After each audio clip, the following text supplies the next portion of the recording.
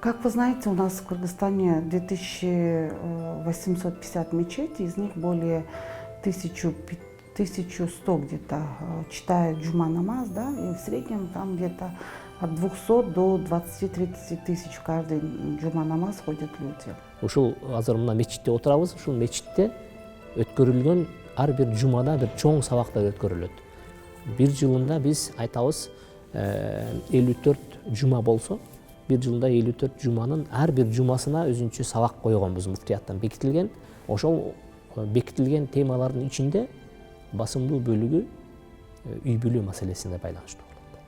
Есть хутбы, разработаны Духовным управлением мусульман Кыргызстана, где во время хутбы есть определенные темы, допустим, что такое семья, ценности семьи, да, о правах, эти темы как бы говорят. Өзгөчө медреседе окуп аткан биздин өспүрүм мезгилдеги дин соолугуна маани берүү.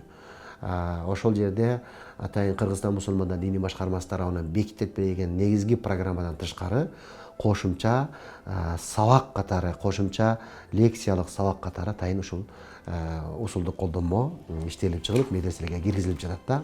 И мы хотим именно предметами основы здоровья, чтобы наши религиозные лидеры могли открыто это говорить в хутбах, понимать, разъяснять, потому что это очень важно. Конечно, увеличение или же, скажем, рост интереса к религии, он есть. Это безусловно, это факт. Да? И, соответственно, конечно, и медресе тоже увеличиваются. Большая масштабная работа, именно разъяснительных работ, основы здоровья, репродуктивное здоровье.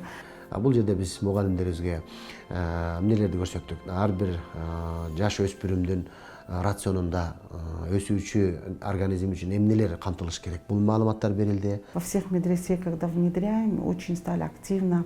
Сейчас в медресе открываются спортивные залы, да, они поняли, что насколько это важно, как для девочек, так и для мальчиков, чтобы они были физически сильными. Бир канча медреселерде пилоттук болуп, мугалимдерди тренингден өткөрүп, окуучулар менен сабактар өткөзүлдү. Сейчас очень хорошую работу проводит Духовное управление мусульман Кыргызстана.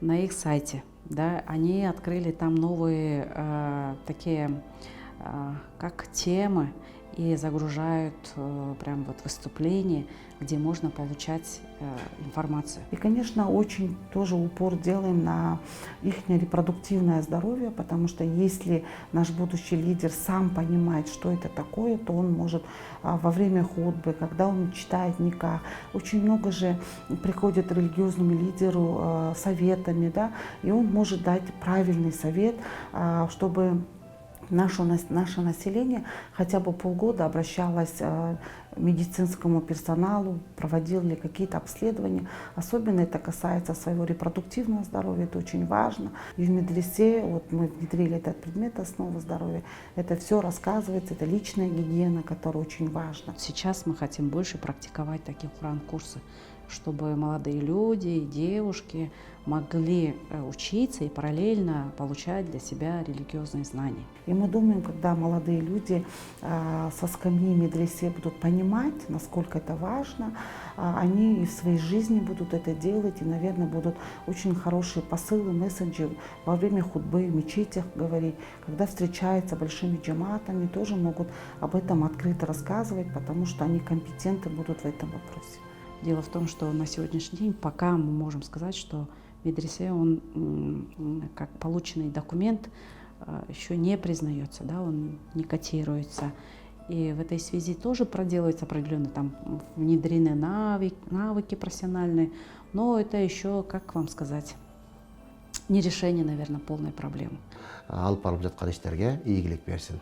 Ассаламу алейкум ва рахматуллахи ва баракатух.